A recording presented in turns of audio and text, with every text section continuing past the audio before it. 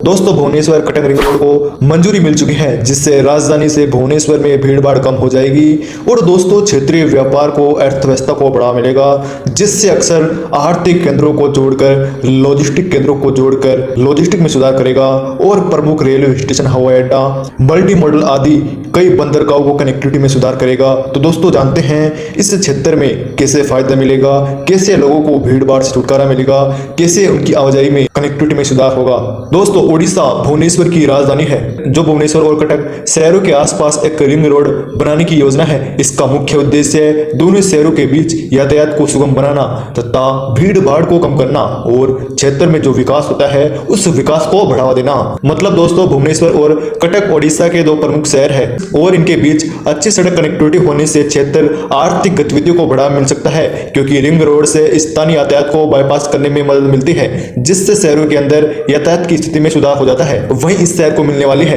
रामेश्वर से टांगी तक 110 किलोमीटर लंबा बाईपास सड़क का निर्माण किया जाएगा, जिसे 8,307 करोड़ रुपए की निवेश से हाइब्रिड इन्यूटी मोड से किया जाएगा। इस सड़क परियोजना का संरक्षण 3 प्रमुख राष्ट्रीय राजमार्गों से किया जाएगा, जिससे 10 आर्थिक केंद्रों, 4 सामाजिक केंद्रों और 5 लॉजिस्टिक केंद्रों को जोड़ेगा, क्योंकि साथ ही एक प्रमुख रेलवे स्टेशन भुवनेश्वर हवाई अड्डा और प्रस्तावित जो मल्टी मॉडल लॉजिस्टिक है उसको भी कनेक्टिविटी मिलेगी, जिससे बंदरगाह हैं वहां की मॉडल कनेक्टिविटी सुनिश्चित हो जाएगी। मतलब दोस्तों इसे मंजूरी देते हुए वहां के बयान में कहा था कि इसे पूरा होने पर बाईपास व्यापार और औद्योगिक विकास को नए अवसर पैदा करने की उम्मीद है। धार्मिक और आर्थिक केंद्रों के बीच संपर्क को एक तरह से मजबूत कनेक्टिविटी मिल जाएगी। इससे लगभग 74.43 लाख व्यक्ति दिवस प्रत्यक्ष और रोजगार और 93.4 लाख व्यक्ति दिवस अप्रत्यक्ष रोजगार पैदा होने की उम्मीद है। इससे 8,307 करोड़ रुपए की लागत से बनाया जा रहा है, जिसमें 4,686 करोड़ रुपए के सिविल कार्यों के लिए और 1,029 करोड़ रुपए भूमि अधिग्रहण के लिए रखे गए हैं, क्योंकि यह बाईपास कोलकाता चेन्नई कॉरिडोर का हिस्सा बनेगा और वित्त वर्ष 2025 में 28,282 यात्री कार इकाइयों के औसत दैनिक यातायात को संभालने का अनुमान है, जिससे अक्सर उड़ीसा के भुवनेश्वर में जो जाम की समस्या और भीड़ भाड़ होती है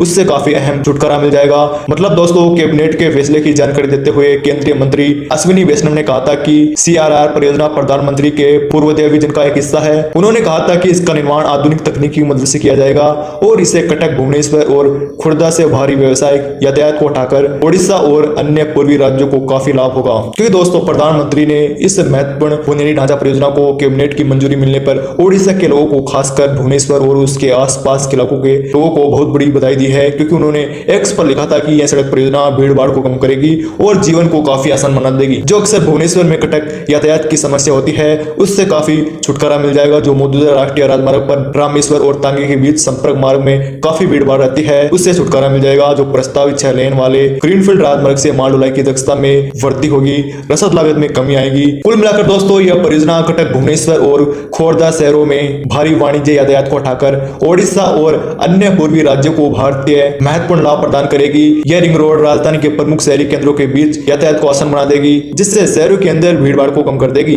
जिससे कनेक्टिविटी में सुधार होगा। कुल मिलाकर दोस्तों जाहिर सी बात है कि रिंग रोड से शहरों के विकास को बढ़ावा मिलेगा, क्योंकि इससे यातायात की समस्या बिल्कुल कम हो जाएगी, जिससे जो प्रमुख लोगों के व्यापार है, रोजगार है, उनके उद्योग और पर्यटन को भी काफी बढ़ावा मिलेगा। दोस्तों आज के आपने इस वीडियो के अंदर भुवनेश्वर कटक रिंग रोड के बारे में जाना, तो दोस्तों देखते हैं इसका निर्माण कब तक पूरा हो पाता है और इसका निर्माण कब शुरू हो पाता है। मिलते हैं नेक्स्ट वीडियो के अंदर, तब तक के लिए जय हिंद।